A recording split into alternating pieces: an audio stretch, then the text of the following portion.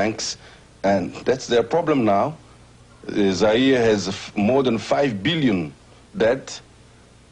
Zaire cannot repay it because of the situation inside the country.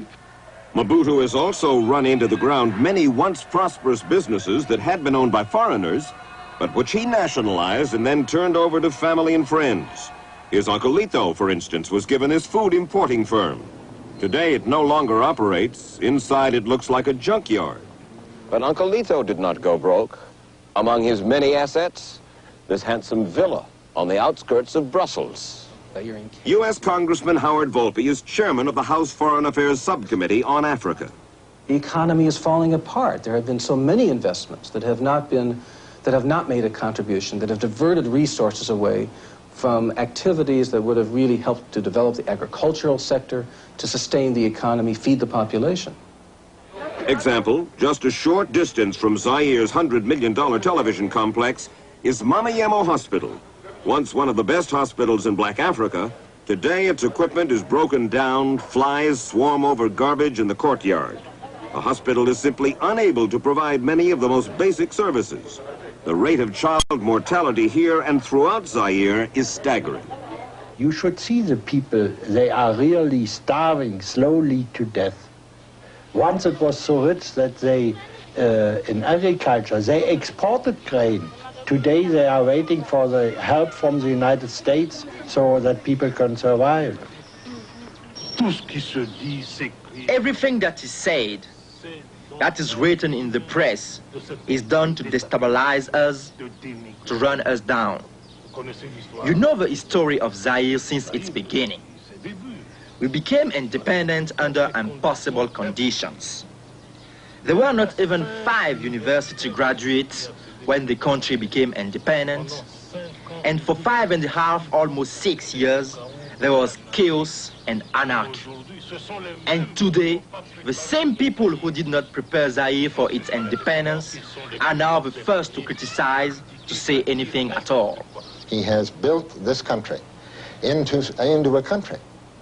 There wasn't any such thing in the minds of any Zairean or Congolese. Sheldon Vance was U.S. ambassador to Zaire from 1969 to 1974. He had to deal with a situation where his people still had no sense of a nation. The traditions of leadership were the traditions of tribal leadership. His goal has been, and I think to a considerable extent he has succeeded, to become the tribal chief of the whole country. It all belongs to him, effectively. It all belongs to him, effectively.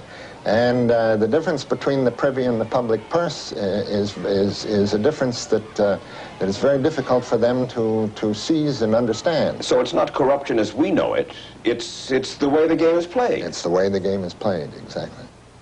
Zaire belongs to him. There you are, because Zaire doesn't belong to him.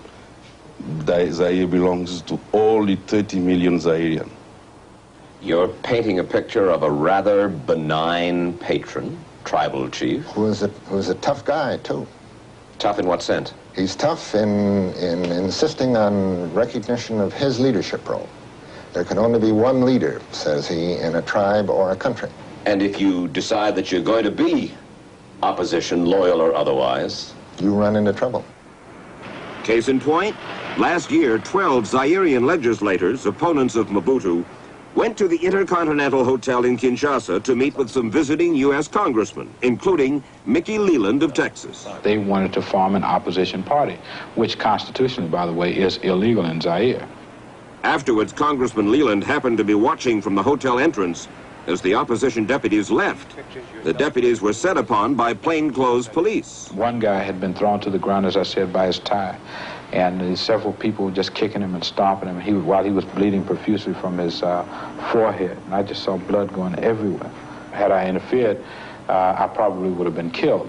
What about the attitude, what about the actions of the U.S. Embassy in Zaire? They tried to gloss over what we had seen there.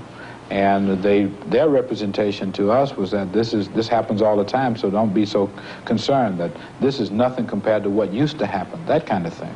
Why is he important to the United States? Why do we pay this kind of attention? Why is he our ally? He's been reasonably successful leader of one of the most important countries in black Africa. And anti-communism. And anti-communist. And if he's a Somoza or if he's a Shah? They're better than Khomeini's. What would happen if IMF, World Bank, U.S. banks suddenly said, enough. Enough Zaire. Enough Mobutu. We're through. People would finally, they would die in that country. It would be a revolution. It would be a bath in blood. They cannot stop now. At some point, President Mobutu will not be there. The question we need to ask ourselves in terms of our long-term interest in Zaire, and Zaire is an important country, is how will the rest of the population respond to the United States subsequently? Are we going to create a self-fulfilling prophecy in which we will effectively be creating a hostile regime, hostile to American interest in the long term? I don't want to see that happen. I don't think Americans want to see that happen. The people are starving now. The misery of the people will be the best argument, not only against Mobutu, but also against Mobutu's ally, because the perception of the people is that the Mobutu's ally are accomplices for their misery and their starvation. And what will happen? The wild revolution or wild revolt will be something against Mobutu, but also against the West. He's been there a long time. That's right. That was the case of Amin, more than 10 years. That was the case of Bokassa, more than 10 years. They all finished the same way: exile, prison, or death. Listen, it's not power for power's sake, but the love that I have for my people, this attachment. As we have the habit of saying in Zaire, it is a complicity that exists between the people and the chief. It is not power for power's sake, but I like to rule. Why try to hide it?